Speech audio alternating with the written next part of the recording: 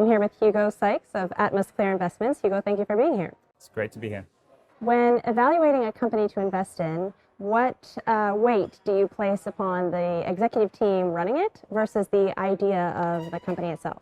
So we invest in two sectors. So we do infrastructure projects that are of a sustainable nature on the one hand, and then we have a division that also does venture capital investing into clean tech startups.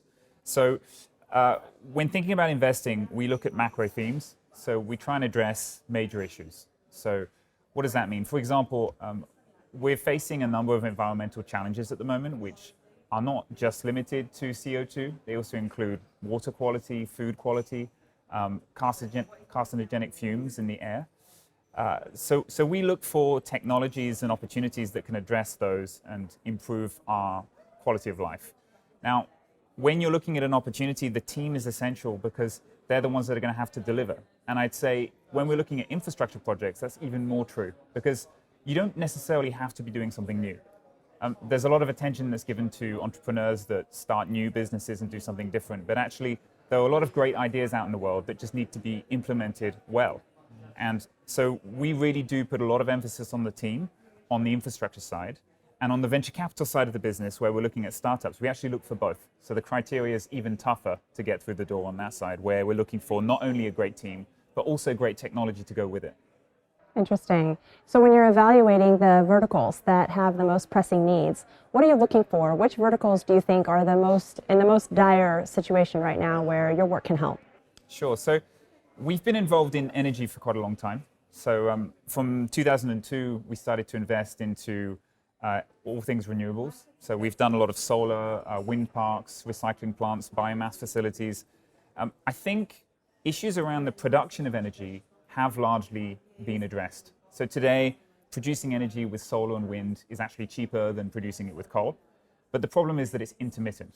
So the sun only shines during the day and the wind doesn't always blow when you want it to. So the issue is around storing energy in that space. Right? So this is a vertical where unless we figure out how we're going to store energy efficiently, we're going to have major issues and we're going to continue to use fossil fuels until we solve those problems.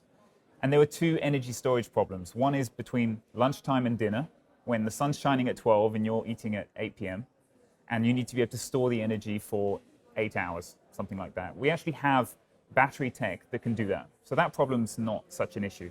The second one is that the sun shines in the summer, and in the winter, it's cold. So you need to be able to heat homes and you need to be able to turn on the machines. 6 months of storage has not been fixed. We don't have anything that can efficiently store energy for that long. So people are looking at hydrogen, they're looking at compressed air, they're looking at hydro dams, but unfortunately there are not hydro dams everywhere you need one. Battery tech is a possibility, but today it's too expensive and it can't last 6 months efficiently. So that's one example.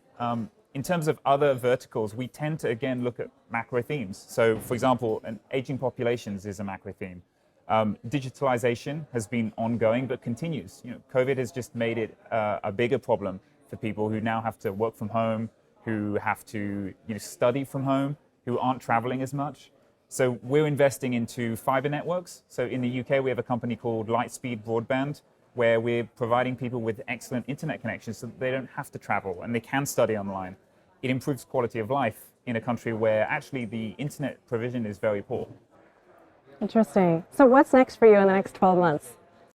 So in the next 12 months, we're really looking to expand. So we were just talking about opening offices. I think Dubai is a really interesting sector. It's got a great legal system. It's got great infrastructure, which is allowing us to both invest and source our deals here.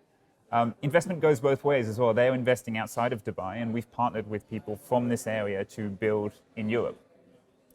We're also looking at the US. We'd like to open an office in New York, so that's part of our plans.